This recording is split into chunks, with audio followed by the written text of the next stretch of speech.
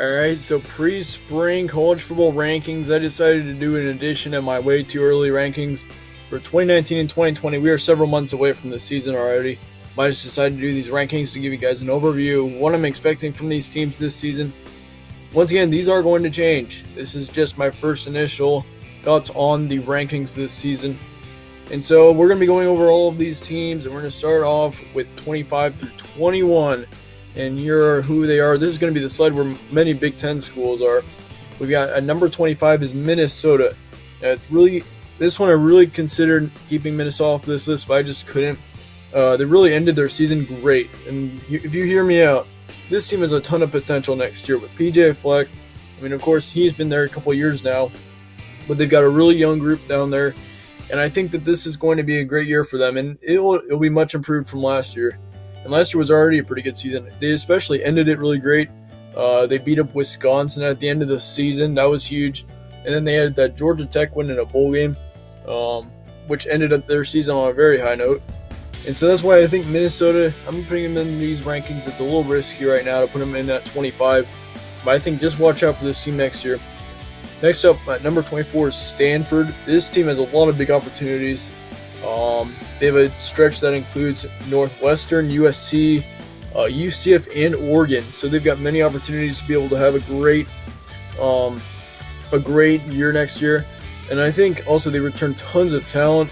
And so this is a team to watch out for as well. I mean, Stanford kind of has had a few down years recently. I think this year's going to be a much higher one for them.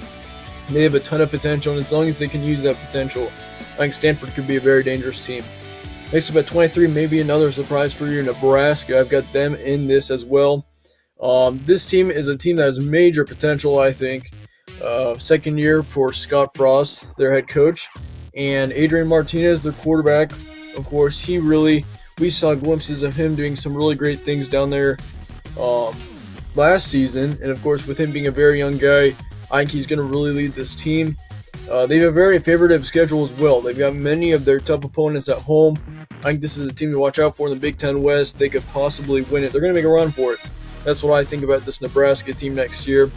They definitely can make a run for it. I don't know if they're going to make the Big Ten Championship, but as long as they can beat, especially their Big Ten West opponents, I really do think that that's a team that is going to be able to do very well. Same for Wisconsin. Wisconsin's also in that Big Ten West. Watch out for them. I think Nebraska's biggest opponents are going to be Wisconsin and Northwestern. Those three are really going to be competing for that spot in the Big Ten Championship. And you could also consider Iowa and Minnesota in there. But I think those teams they're just going to be kind of in the background a little bit next year. But Minnesota, once again, still going to have a great year. But I think these three teams are going to be the main ones to be able to run for that championship game. Wisconsin slipped at the end of last season. They kind of lost a few games. Of course, they had that loss to Minnesota. And then in the bowl game, they ended up losing to Miami, I believe. That was a tough loss as well. But can they rejuvenate that passing game?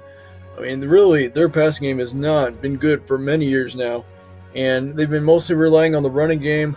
But what happens when the running game goes down? That's going to be a big problem for Wisconsin, and that's what they're going to have to deal with next season. Northwestern really saw a lot of potential in them. It's going to be a tough test next season without Thorson. They lose Clayton Thorson at quarterback. They ended the season great. They had to come back to Utah to end off the season. That was huge as well. And I didn't really think they were really going to win that game. And of course, they went to Big Ten Championship as well. So it was overall great 2018 for Northwestern, very memorable. And I think this year will be probably more of the same. It just depends on how they're going to do without Clayton Thorson. I know they've got a few backup quarterbacks. One of them I know we saw glimpses of a few times previously, and we've seen potential in him. So I think Northwestern should be just fine. And so that's it for 21 through 25. We got Northwestern, Wisconsin, Nebraska, Stanford, and Minnesota. Next up, 16 through 20, we've got Auburn, Washington State, Iowa State, South Carolina, and UCF. At 20, we have UCF. This is a team that really is a toss-up next year. It's really hard to predict how they're going to do. Will Mackenzie Milton get back to normal after his gruesome leg injury is going to be the main storyline of them this season. They lost him at the end of last season, and that really cost them big time. I think they really could have contended a lot better with LSU if they could have had him in that bowl game. I still think LSU is going to make a run for the AAC. I'm still favoring them to win it. But I still think that, I mean, they still have to get Milton to as good as he used to be, which that's not going to be an easy task because of how gruesome that injury was. South Carolina is number 19. They aren't as talked about this season, and I mean that's not very surprising. But I think they should be talked about much more than they actually are. They've got huge potential. I think this is a team really to watch out for in the SEC, and I think they've got such a young team. They're not losing many players at all, so they're going to be much more experienced this year. When we saw glimpses of them last year and how good they really can be, and so that's why I really do think I'm putting them at 19 right now, and I think that this is a team to watch out for next year. Number 18 is Iowa State. Same as South Carolina, huge potential, and then along with Iowa State, we've got Campbell, who's a very young coach, and I see a lot of potential in him as well. Very dangerous team for Iowa State. They play both, I believe, Texas and Oklahoma next season.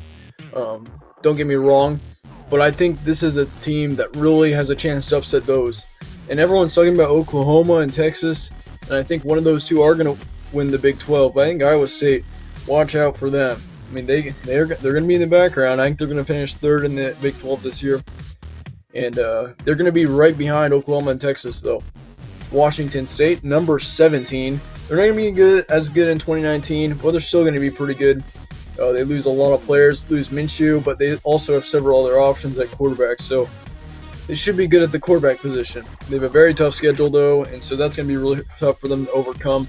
Lots of road games that are going to be tough for this Washington State team. So I think Washington is going to be the better Washington team this year. Auburn is number 16, and this is a team that I see a lot of potential with as well. Nice schedule with opponents at home.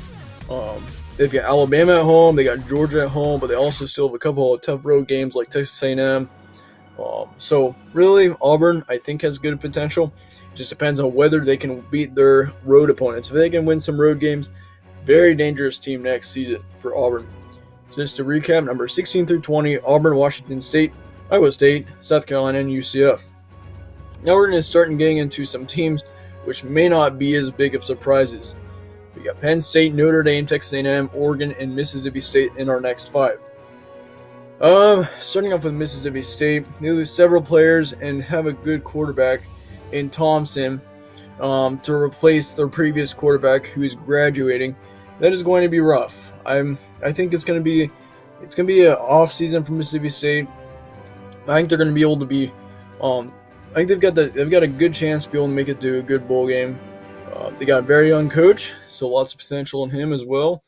But yeah, Mississippi State, I've got at 15 right now. Not much else to say about them. 14, we've got Oregon, top 10 recruited team. Herbert returns at quarterback, and you just can't let this season slide if you're Oregon.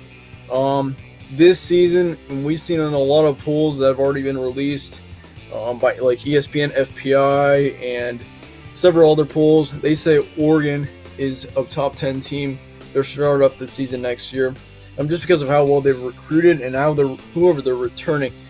Really, this is a team with a lot of potential. And potential is a word that I really use a lot because as long as you can use the potential that you have in a team, you can be dangerous. If you have the potential and you blow it, you're not going to be a team that's going to be able to do very well. But I think Oregon's going to really do well next season.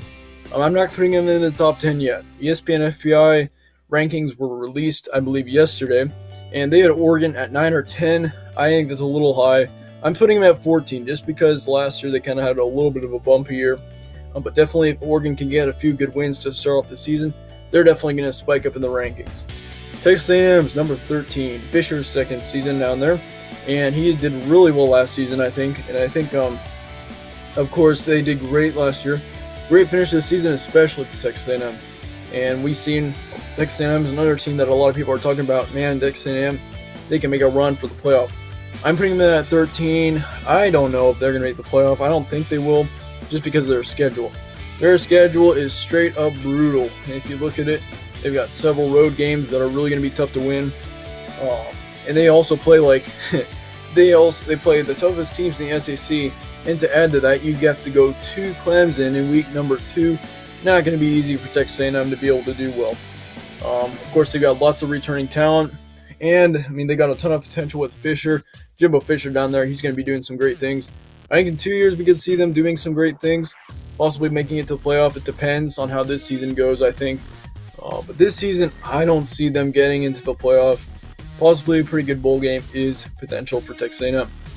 Notre Dame, number 12, they're going to fall. I don't see them really making it to the playoff again. I don't see them making a run for it either. Losing lots of players. They're still going to be good. Don't get me wrong there. I don't know, though. I think after last season, they're probably going to be in a little bit of a slump. It's really hard for a team that's not in a Power 5 conference to do like what they did. And for those independents like BYU, Notre Dame, they can have some years where their schedule is super damn easy, but then other years it's really tough. And Notre Dame last season, they were kind of in the middle there. They had Syracuse and a few other games like that, but I still think Notre Dame may struggle a little bit more this season. They're going to be in the rankings like majority of the season, but I don't think they're going to be in playoff. I don't think they're going to be a playoff contender. Number 11, just outside the top 10, we have Penn State. Stevens takes over at quarterback, and he has great talent. We saw him last season a couple of times, but this team really needs to just break through. Penn State, we saw them last season. They kind of were down. That was kind of surprised me. I thought Penn State would really be high that last season, especially because with the very experienced team that they have. But they weren't able to do that, and that was really interesting. I didn't really expect that. But I think that this season they should be back again.